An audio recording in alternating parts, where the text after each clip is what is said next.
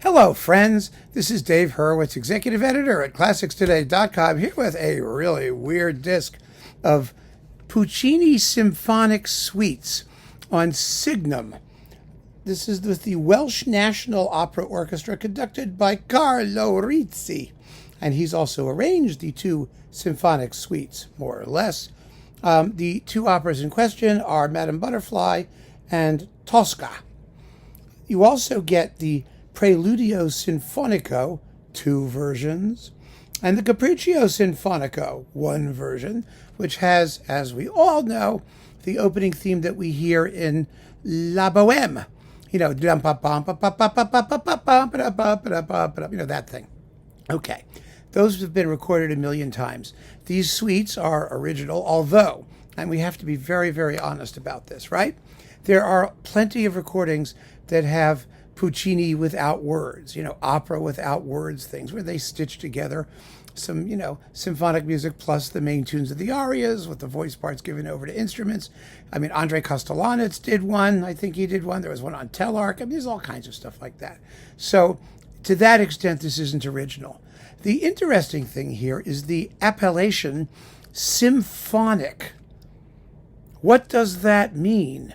Usually it means that there's some kind of structural or developmental aspect to the music. It's arranged in such a way so as to create a dynamic or dramatic flow, as opposed to just playing separate bits, or stitching them together in an ad hoc kind of way.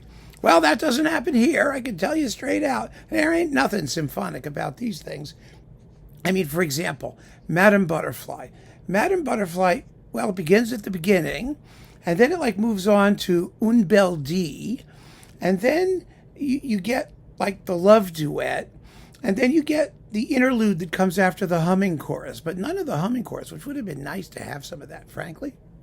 Okay, and then you go to the ending, and there's no reason for taking the music out of order like that, and it gets even worse in Tosca. This Tosca is absolutely bonkers. Totally bonkers. I mean, how do I even begin to describe what happens in Tosca? I mean, you get the opening of Tosca, the very opening, and then it spends a lot of time in the Act 2 torture scene, where Tosca's hysterical before she sings Visi d'arte. So there's a lot of that. And then there's the, it seems, the execution from Act 3, which runs into the sacristan's music from Act 1. And, of course, you get Visi d'arte, which, moans around somewhere in there for a bit. And there's that funeral march business, da, da, da, da, da, da, da, da, that business. And and Cavaradassi's Defiance, where he sings that sort of fight song, da da da da da da da, bum da da da da da da da da da da. I mean, possibly the worst tune in the entire opera. That gets dwelled on at unreasonable length, and then after going back to Act 1, for the celebration scene and the entrance of Scarpia and whatnot.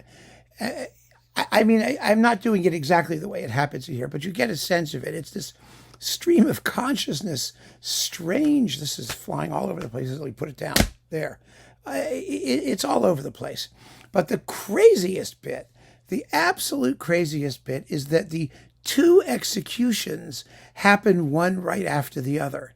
So the execution of Scarpia blends in to the final climactic execution of Cavaradossi and Tosca's, header off the parapet of the Castel Sant'Angelo, or whatever the thing is. That's a tune. Da da Castel Sant'Angelo, da da da. That's not in here, by the way. That was me. It makes no sense. It makes no musical sense.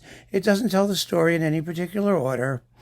You get most of the big tunes in places where you don't expect them, mixed with music that has nothing to do with them.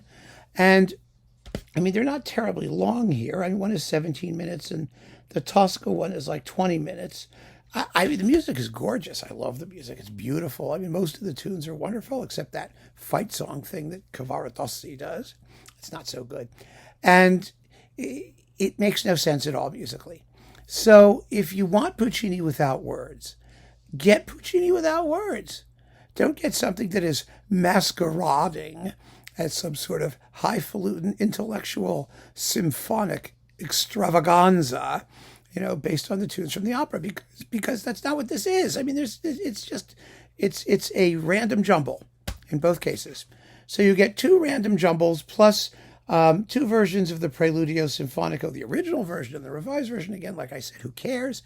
And the Capriccio Sinfonico, which you can get lots of other places. I did not find this as much fun as I thought it would be. Because usually when I hear these things, I just want to have a good time, right? They're just supposed to be fun. But here I found it quite disconcerting, because if you know the operas, then you're going to be saying to yourself, why the hell is he doing that? What is this following this for? What's the point? And that was my final thought as I took this out of my CD player. What in heaven's name was the point? So keep on listening, friends. Thanks for joining me. Take care.